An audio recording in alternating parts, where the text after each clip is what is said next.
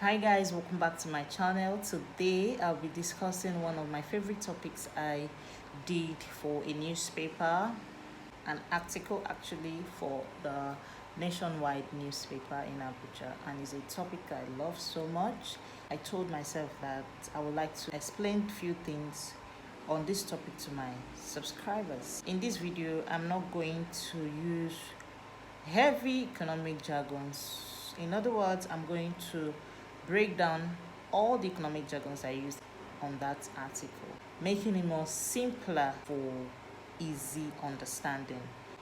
So if you're not economics inclined or you know anything going on with CBN, this video would actually be beneficial to you because it will help you maneuver your ways and also help you make your moves. As long as you're still living in this country, you need to know about these policies.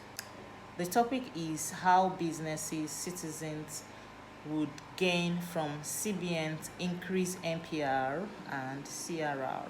Like I said before, I'm going to break down these things in a way that you're going to understand it. You don't need to carry economics textbooks or be reading elsewhere to understand all these things. This video is just enough for you to understand this topic. So what I'm going to advise is that you watch this video to the end so that you don't miss a point, because you will not understand the video if you do that. Also, if you're not a subscriber, you need to subscribe because you need to also be notified anytime I upload new videos. So it's important that you click the notification bell, the subscribe bell, so that you'll be subscribed and also be notified anytime I upload new videos. So at the end of this video, I'm expecting you also to comment what you're going to do or what you're not going to do. So let's start. Before we dig into the video proper, I will need to explain some terms that we'll be using in the course of this video. The first one is called the MPC. MPC is the Monetary Policy Committee. It's like committee members. They are in charge of making and designing economic policies to help remedy any unfavorable economic condition going on in the country. So they are in charge of making good policies. They sit down, have their meetings, disagree to agree. At the end of the day, they come out with good decisions to help remedy an unfavorable condition going on in the country. So what is MPR? What is CRR? MPR is short form for monetary policy rate. CRR is short form for cash reserve ratio. MPR is a rate that the CBN gives to bank to help them determine the other rates that they use for their businesses. For example, the interest rate they pay on fixed deposits, the rate they pay on savings, the interest rates they collect when they give you loans. So all these rates are being determined from the rate that CBN gives to them, which is MPR. And when MPR is increased, all other rates are expected to increase. What is CRR? CRR is cash reserve ratio. Cash reserve ratio is the percentage of customers' deposits that is being held with the CBN. It's not that the CBN is collecting your money to do trading or business. No, they are taking off those money from banks so that they won't have so much in their possession to do anyhow they like. And the primary reason for that is to contract the economy. In economics, it's called contract, but in other words, it means to reduce or control the volume of money in circulation that may be causing problem. You know, some of the problems that we are facing in the country is somehow connected to the volume of money that the banks have, which is in turn transferred to the system through withdrawals and borrowing and all of that.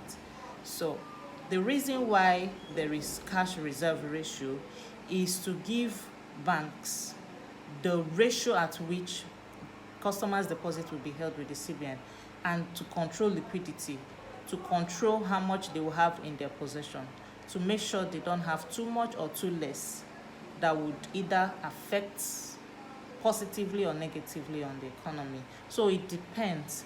If too much money is needed in the economy, the CBN passes a policy. If smaller volume of money is needed to correct a problem, they pass an adequate policy through the banks to make sure that that problem in the economy is being tackled.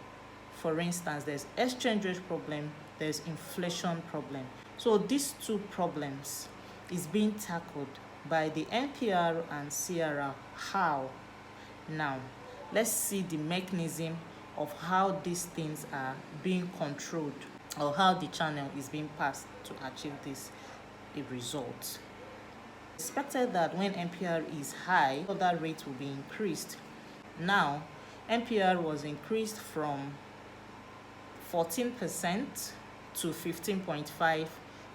It's expected now that banks will increase the interest rates they will collect from customers when they collect loan. So it will make loans to be expensive.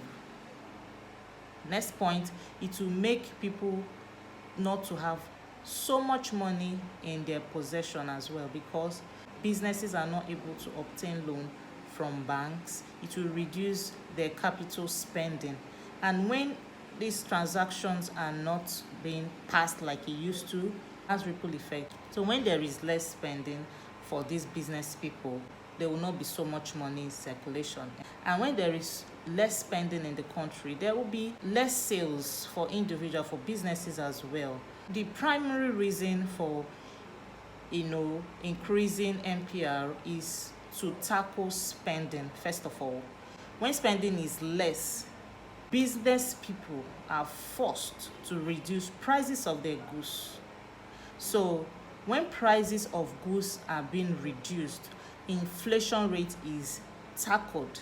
Inflation in economics is the persistent increase in the general level of price of goods and services over a long period of time, right? When prices of goods are increased for a long period of time, like any time there is price rise in this country, it hardly comes down.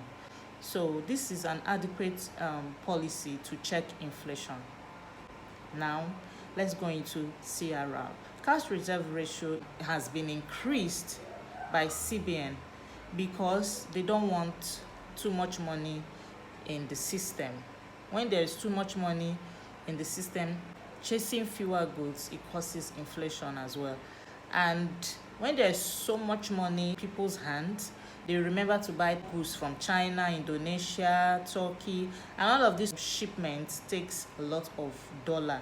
And when there are too many people looking for dollar and the supply is actually low, it will make the price of dollar to be high. This is the problem we've been having over a long period of time that's been making our naira to lose value. Now, what should businesses do? What should individuals do at this point? Now, contractional monetary policy has been passed. So it means that volume of money in circulation will be a bit low. So spending will be low. So prices are going to be crashed. When prices are crashed, inflation will be reduced. If not totally to one digit, at least it's going to be properly dealt with. Business at this point should conserve cash. You're a business person.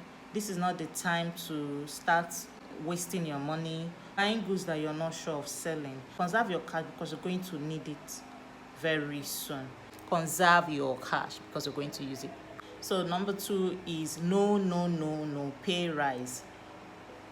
You have your staff members at heart. They've worked so well. This is the time to reward them.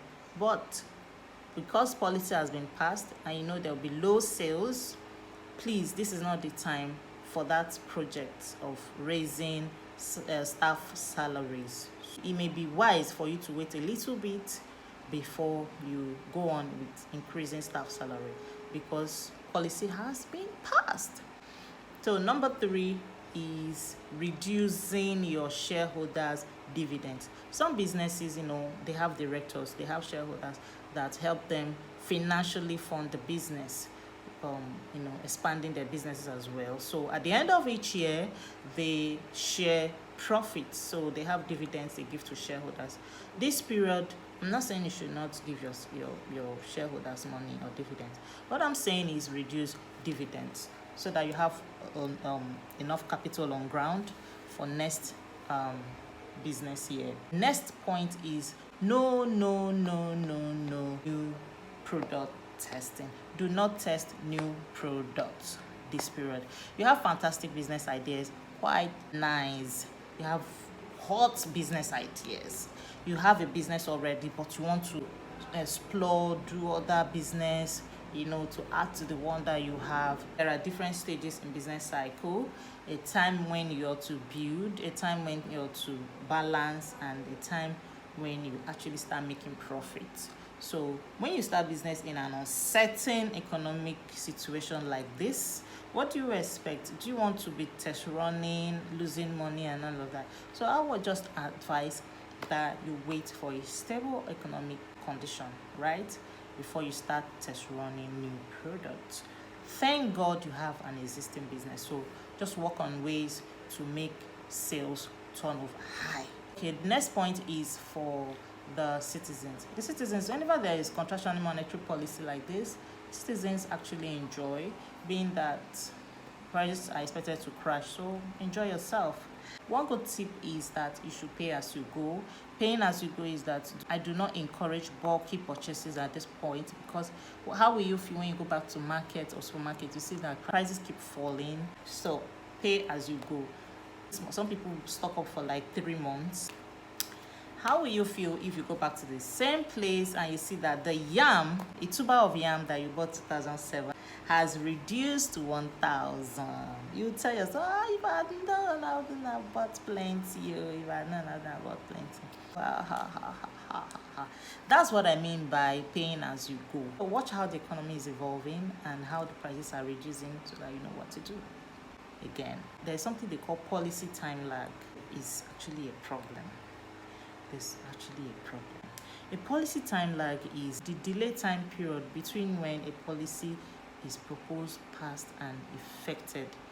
There's actually a time lag in policy. So don't say because I have said no new product testing, conserving cash, paying as you go, and all of that. Please, there's something they call time lag. I would advise that you watch, sit back, see how the economy is moving, see if the policy has really taken effect, see how it has been passed to the system, see if that malam in your bus stop that carries 2 bags of yam has actually reduced its price. If he has started reducing his price, then it means that the policy has started taking effect in the system directly. It means that the policy did not actually delay, or that the policy has been effected, right? So that's when you start making all these moves. Otherwise, check and balance it and know how to go about it. There is pros and cons anytime there's this type of policy. For contractionary monetary policy, it has its own pros and cons.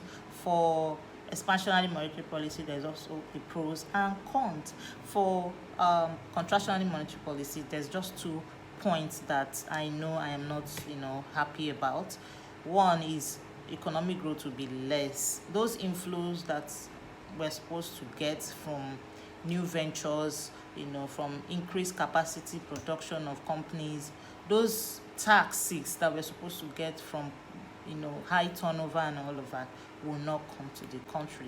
Why? Because some businesses that depend on getting loans to run their affairs, will be, affected big time. And some companies as well that will not be able to keep up with low sales will not be able to record high revenue this period. I know high revenues from businesses increases what? The economic growth of the country. Then unemployment rate will be high because some businesses will shut down because they can't keep on high cost of getting loan to sustain their businesses. Some will reduce staff. So all of this negative effect of a contractionary monetary policy. But if the benefits outweighs the problems, we will have a win-win situation. What are we talking about? Exchange rate will be tackled, inflation will be tackled, all those bad economic problems will be tackled. So, who are you to come and tell the government that you're winding down? What you should do is get a good data analyst to help you run your business analysis and tell you what to do. Is a macro problem. Your business is a micro problem. I'm sorry, your business is a micro problem. Inflation is a macro problem. So, if macro problem is tackled, which affects everybody, like 80-90% of the population, your business is just like 2%. But then again, little drops of water makes what? An ocean, I know. But if macro problem outweighs the macro problem needs to be tackled. Like the problem of inflation is just too much in the country at the moment. It's just too much. Everyone is complaining, things are expensive. When prices increase in this country, it's difficult to come down. So let the CBN tackle inflation, tackle exchange rate problem. Your business will be fine. So that's it. Please, on the comment section, I want to hear what you will be doing as an individual or as a business person.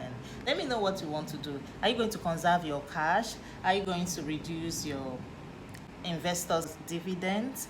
Are you going to stop pay rise? Are you going to go into bulky purchases? Are you going to do pay as you go? I'm just going to be on the comment section. I'm open for questions. You can send your email and your questions to TM on Instagram. Please don't just say hi and not send your question. Don't wait for me to reply hi before you send your questions. Send hi, followed by your question, followed by your email. Hopefully I'll be able to answer your question. So that's all for today. Thank you for watching. Bye.